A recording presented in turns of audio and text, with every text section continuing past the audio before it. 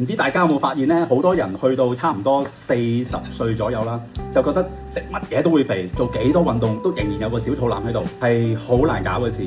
即使係飲水都肥啊！其實我都有每日做運動，大約30分鐘游水啦。咁加上我都有做 fasting 嘅168，係有時會唔食個早餐嘅。但係我個肚腩都仍然係好難減。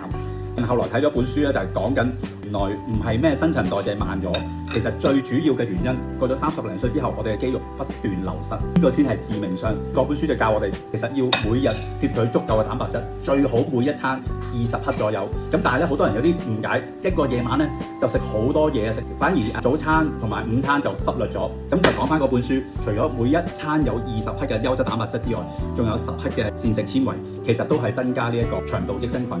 乳酪就可以一舉兩得，又可以有優質蛋白質，又可以增加呢一個腸道嘅益生菌。大家可以去超市比較下。呢個係冰島乳酪，我哋睇下佢啲數據。最緊要 protein， 呢度11個 gram 嘅 protein， 呢度 protein 咧3.3，呢個 total fat 7.1， protein 都係3.1。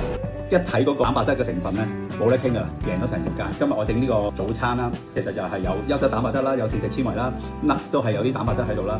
咁我再加少少 honey， 增加嗰個少少甜味啦。蜜糖其實都好健康嘅，咁當然唔好過量啦。佢仲有好多唔同味道嘅，所以有細細杯。如果大家就咁想買嚟食，都係好多味道選擇。去到超市個貨架咧，就見到嗰個選擇多嘅分別有幾大。點解今日會整呢一個早餐咧？因為我見好多人嚟香港打卡，去香港某間 cafe， 跟住飲杯咖啡，跟住食一個咁靚嘅多士。咁我就嘗試自己做出嚟，加上可以食啲靚嘅 ingredient， 藍莓嘅優質蛋白質，仲有啲 nuts， 啲 nuts 可以整成碎粒放上去，又好睇又好食。頭先我整咗個俾我個女食嘅。食到最靚嘅，佢食完一個餐都仲要再食埋我呢個多士。